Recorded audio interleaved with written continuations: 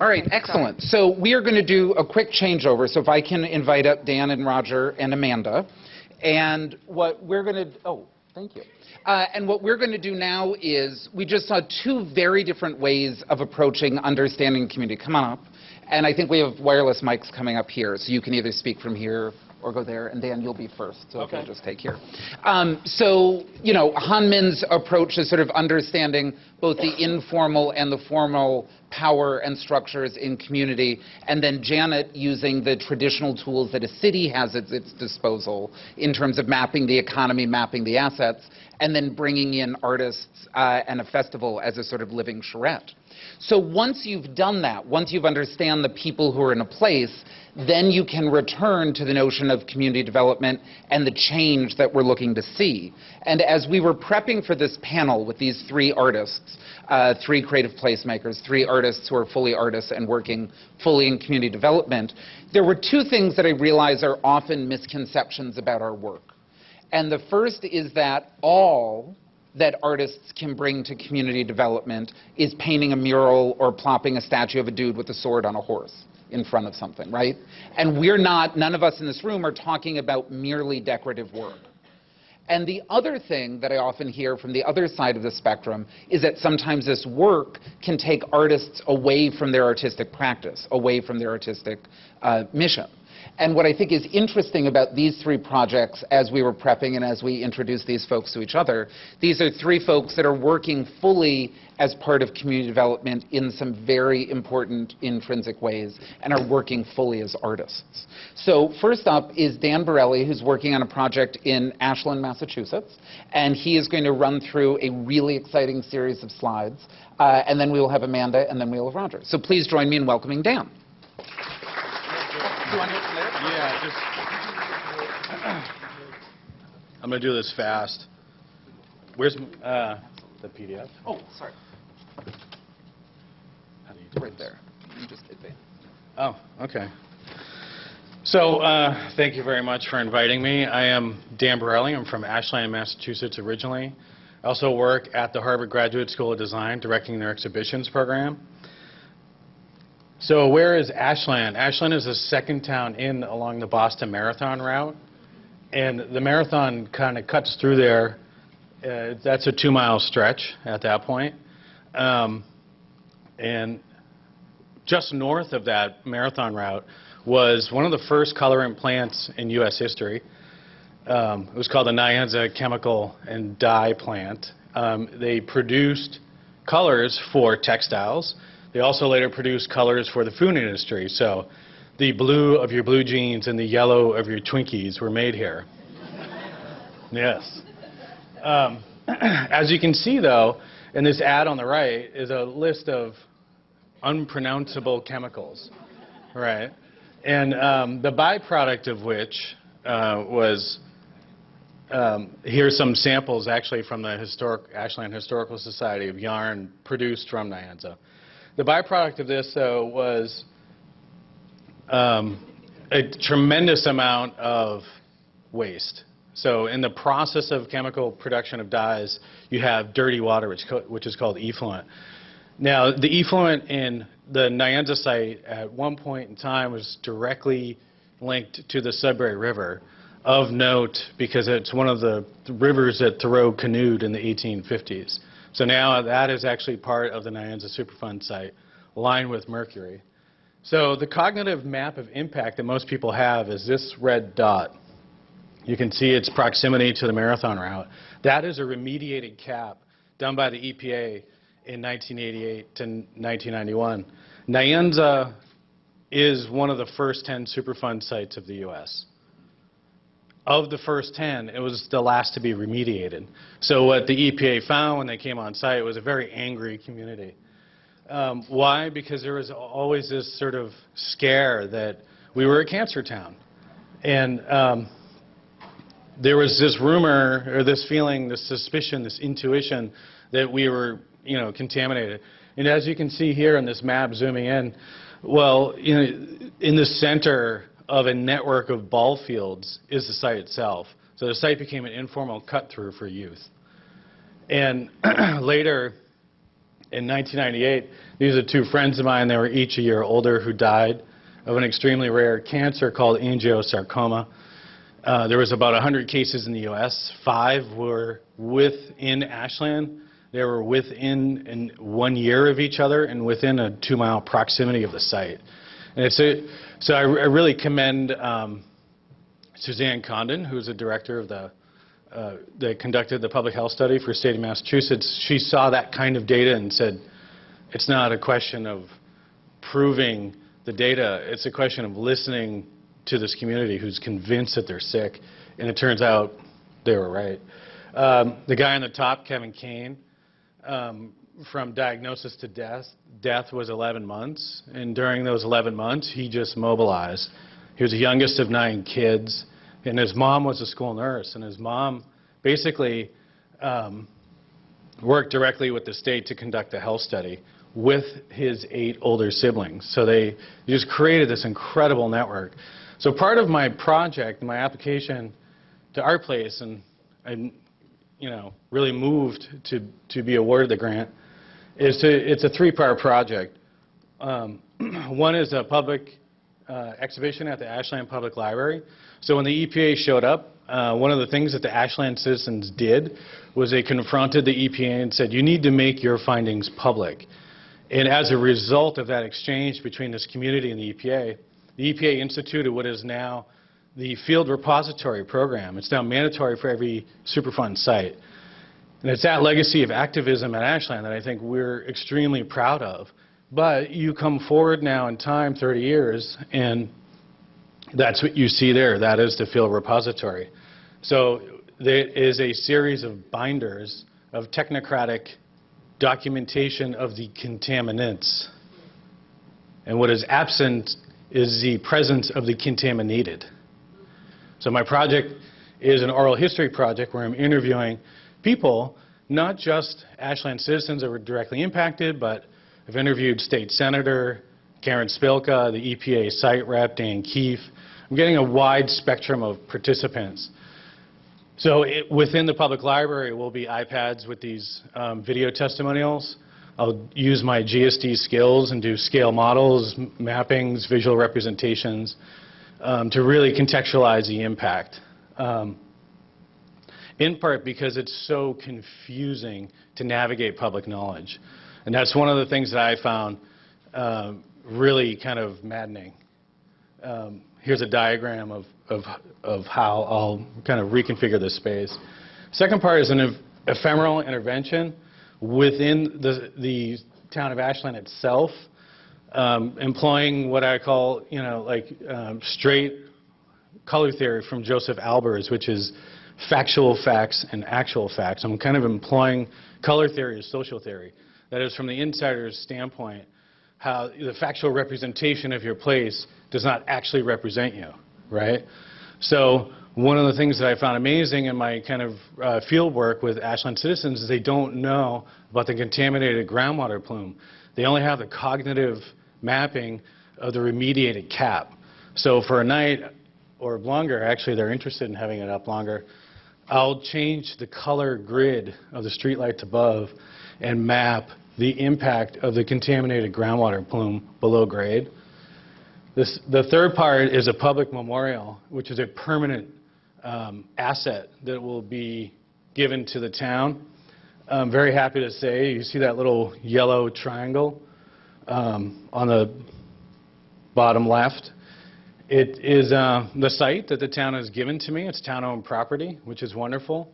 It abuts school property, and it will now be adjacent to the school, kind of fall under the school's jurisdiction as well as their curriculum, and become a permanent kind of reflective space for the town.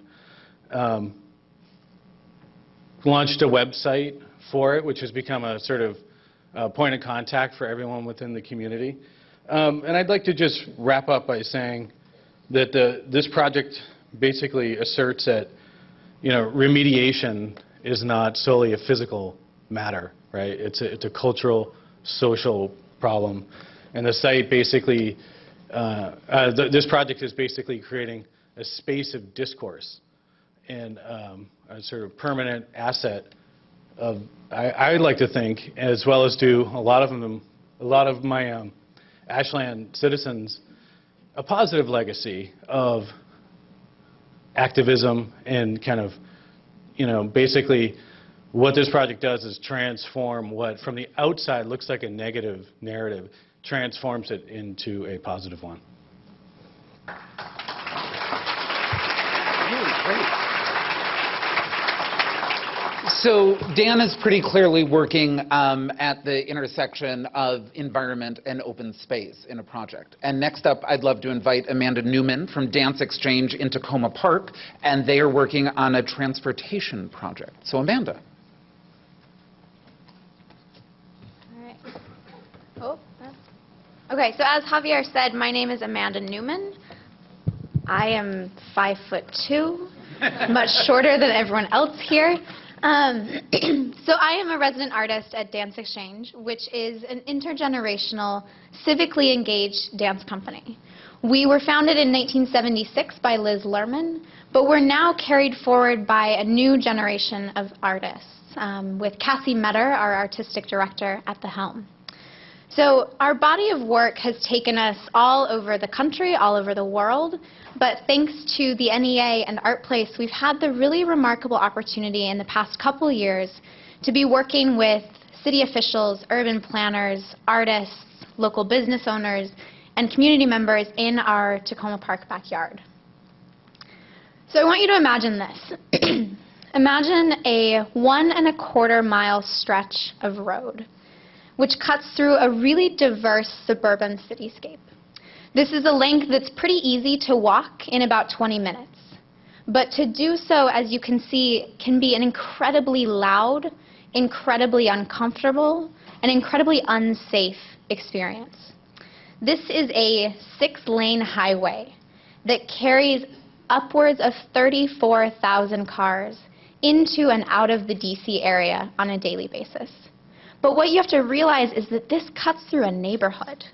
This is where people are living. This is where people are raising families. This is where people are working. Maybe. So this is New Hampshire Avenue.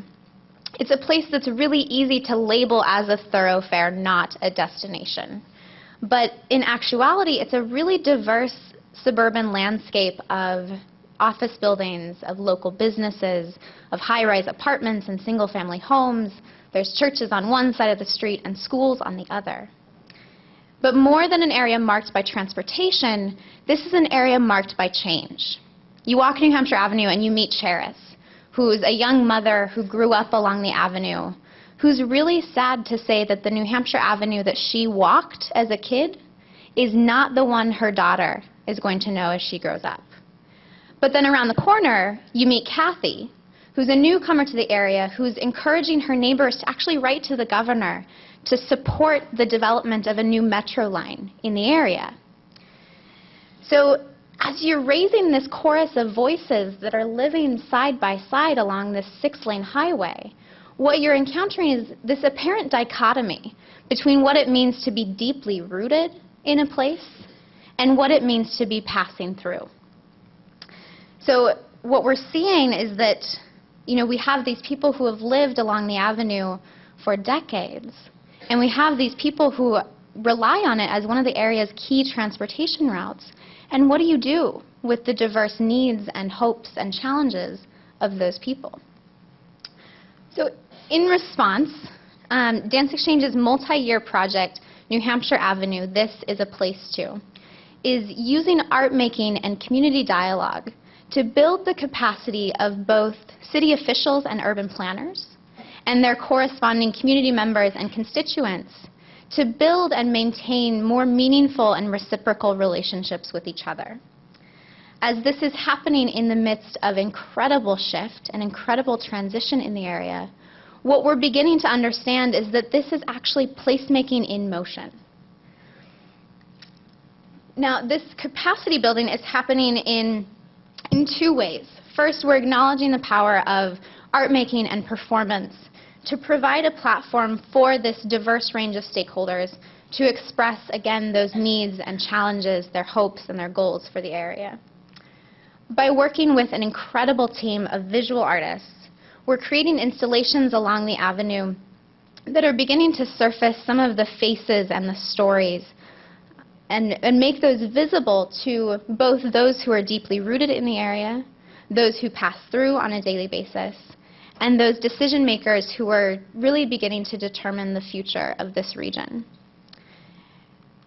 By pairing these installations with really substantial performative outcomes, what we're beginning to do is to shift the attention away from the vehicles on the road and shift it towards the vehicle that is the moving body.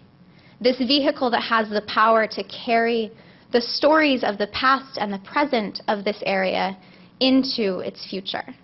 And what's remarkable about Dance Exchange is that we're creating these dances with our community members, with our community partners. It's not about our resident artists going into the studio and slaving away and producing this work for the stage. It's about working with the elders and with the youth, working with city officials and, teachers at the rec center to develop choreography and to develop visible stories that reflect the identity of the avenue. The other really key piece of this project is that we're delving even deeper into our practice of critical dialogue at Dance Exchange, which is built around Liz Lerman's critical response process. And this new generation of artists is beginning to build on our understanding of this process by working actually with our city officials and urban planners to discover the ways in which this inquiry-driven feedback process might impact the future of community engagement around urban planning processes.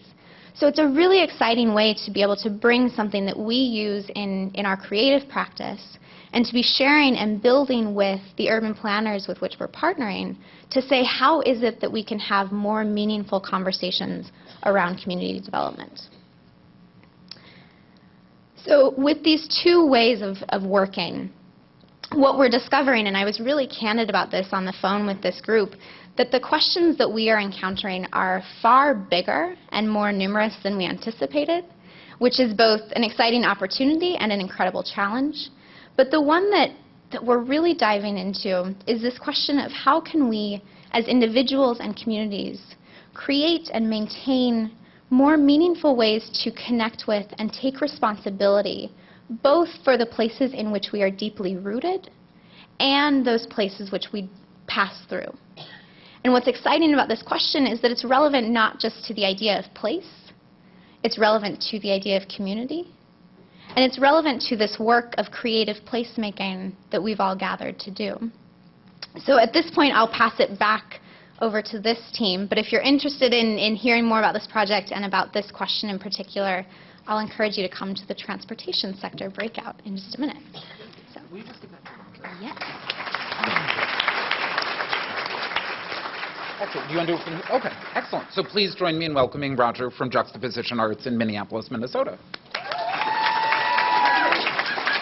All right. You can use the wireless later. Okay. So, I am Roger Cummings. I'm an artist, designer, and educator, as well as a cultural producer.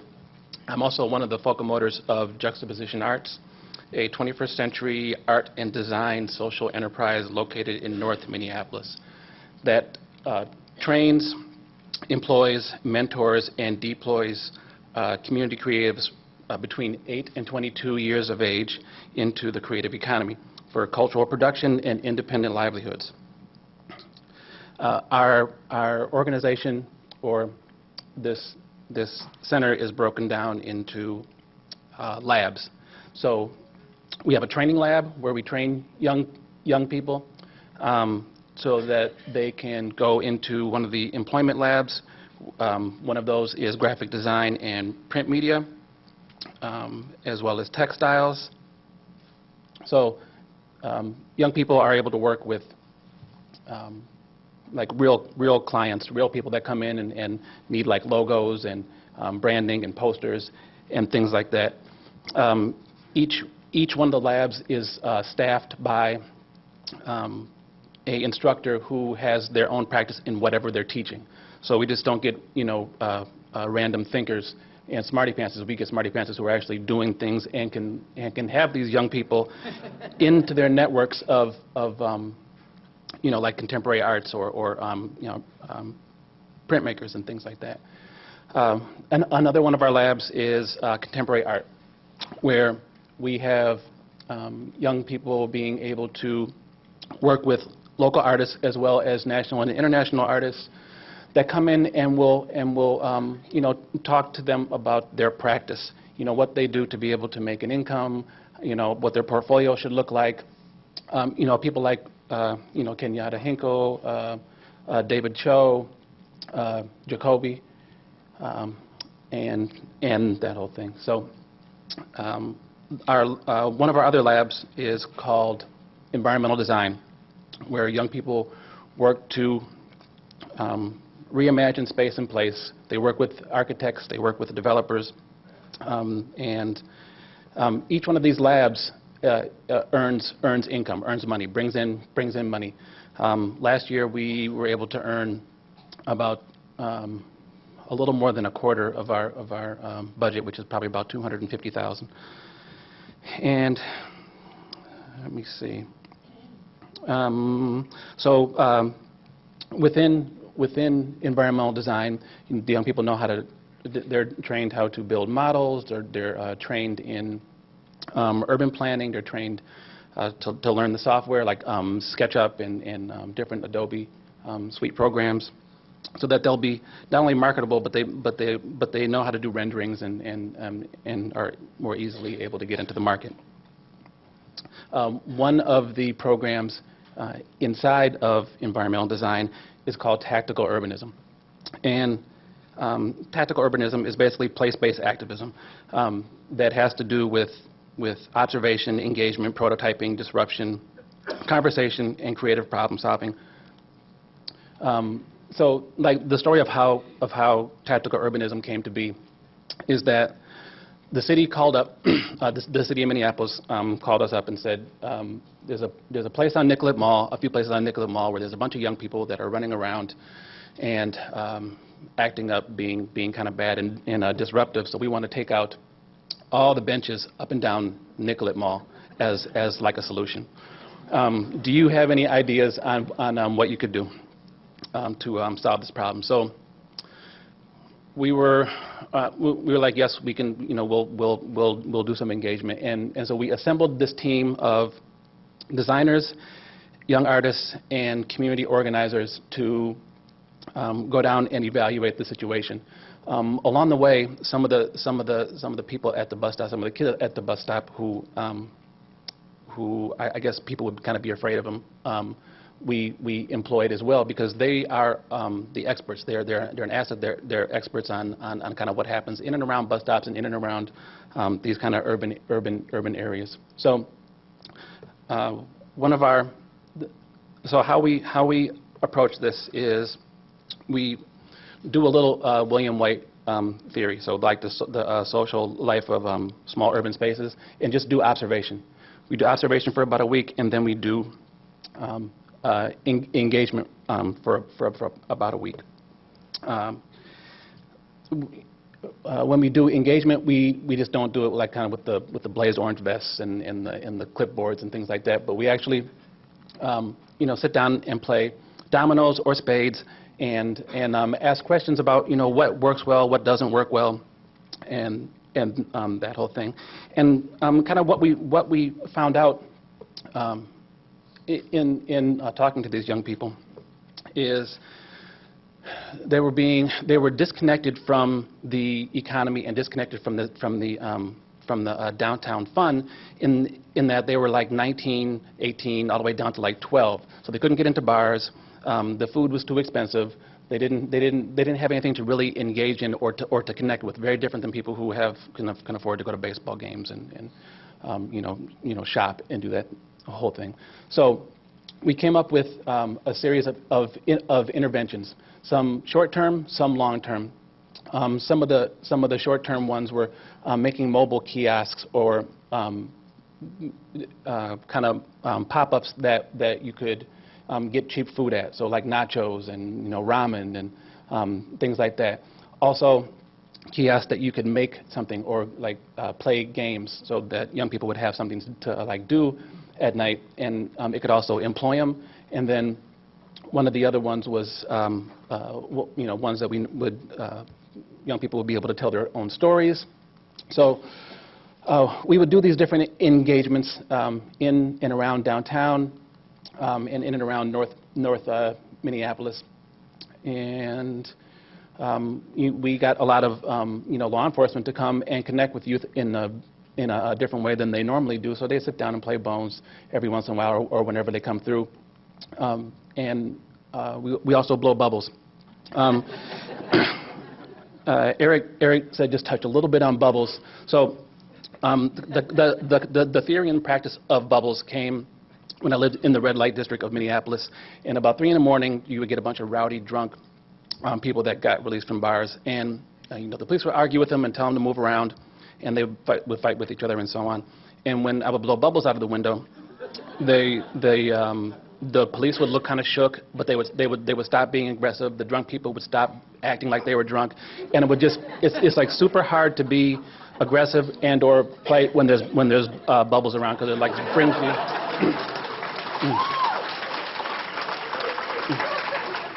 it like brings you to like a childlike place. So bubbles are always part of they're like the catalyst for Juxta. And I will start to close with this. It's easy to go out in the daytime.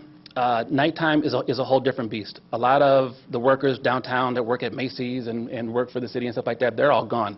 So you have a lot of homeless people. You have a lot of displaced people, and we want to hear from them. What are their needs?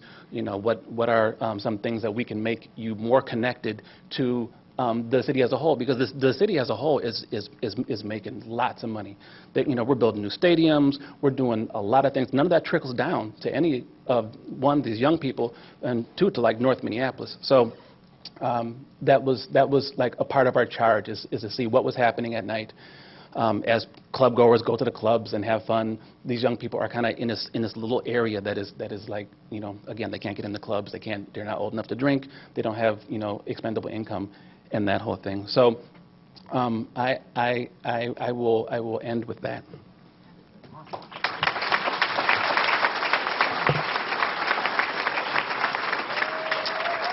I think for all three of the artists and the projects they're doing, I think that's